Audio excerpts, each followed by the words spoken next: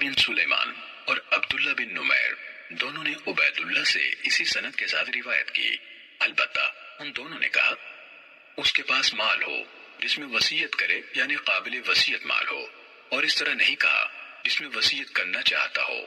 مفہوم وہی ہے، الفاظ کا فرق ہے۔ صحیح مسلم حدیث نمبر 4205۔ ایوب، یونس، اسامہ بن زید لیثی اور ہشام بن سعد سب نے نافع سے، انہوں نے حضرت ابن عمر رضی اللہ تعالیٰ عنہما سے، اور انہوں نے نبی صلی اللہ علیہ وسلم سے عبید اللہ کی حدیث کی طرح حدیث بیان کی، اور ان سب نے کہا اس کے پاس کوئی ایسی چیز ہے جس میں وہ وصیت کرے۔ البتہ ایوب کی حدیث میں ہے کہ انہوں نے کہا وہ اس میں وصیت کرنا چاہتا ہو، عبید اللہ سے یحییٰ کی روایت کی طرح۔ صحیح مسلم حدیث نمبر 4206۔ عامر بن حارث نے مجھے ابن شہاب سے خبر دی، انہوں نے سالم سے، اور انہوں نے اپنے والد سے روایت کی کہ انہوں نے رسول اللہ صلی اللہ علیہ وسلم سے سنا، آپ نے فرمایا کسی مسلمان آدمی کے لیے جس کے پاس کوئی ایسی چیز ہو جس میں وہ وصیت کرے، یہ جائز نہیں کہ وہ 3 راتیں بھی گزارے مگر اس طرح کہ اس کی وصیت اس کے پاس لکھی ہوئی ہو۔ حضرت عبداللہ بن عمر رضی اللہ عنہما نے کہا میں نے جب سے رسول اللہ صلی اللہ علیہ وسلم کا یہ فرمان سنا ہے، مجھ پر 1 رات بھی نہیں گزری مگر میری وصیت میرے پاس موجود تھی۔ صحیح مسلم حدیث نمبر 4207۔ یونس، عقیل اور معمر سب نے زہری سے اسی سند کے ساتھ عمر بن حارث کی حدیث کی طرح حدیث بیان کی۔ صحیح مسلم حدیث نمبر 4208۔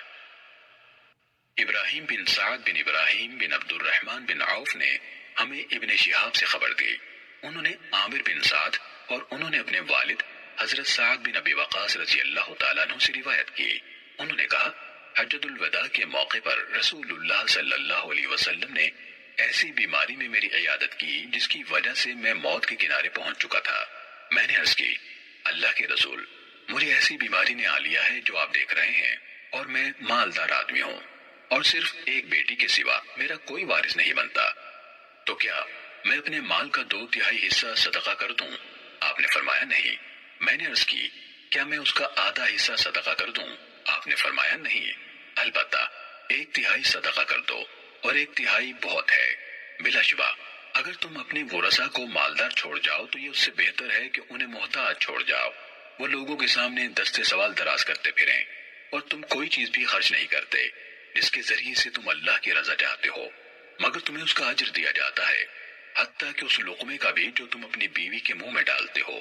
کہا میں نے عرض کی اللہ کے رسول، میں اپنے ساتھیوں کے مدینے لوٹ جانے کے بعد پیچھے یہی مکے میں چھوڑ دیا جاؤں گا۔ آپ نے فرمایا تمہیں پیچھے نہیں چھوڑا جائے گا، پھر تم کوئی ایسا عمل نہیں کرو گے جس کے ذریعے سے تم اللہ کی رضا چاہتے ہوگے، مگر اس کی بنا پر تم درجے اور بلندی میں اور بڑھ جاؤ گے، اور شاید تمہیں چھوڑ دیا جائے یعنی لمبی عمر دی جائے، حتیٰ کہ تمہارے ذریعے سے بہت سی قوموں کو نفع ملے اور دوسری بہت سی قوموں کو نقصان پہنچے۔ اے اللہ میرے ساتھیوں کے لیے ان کی ہجرت کو جاری رکھ اور انہیں ان کی ایڑیوں کے بل واپس نہ لوٹا، لیکن بیچارے سعد بن خولہ رضی اللہ عنہ وہ تو فوت ہو ہی گئے۔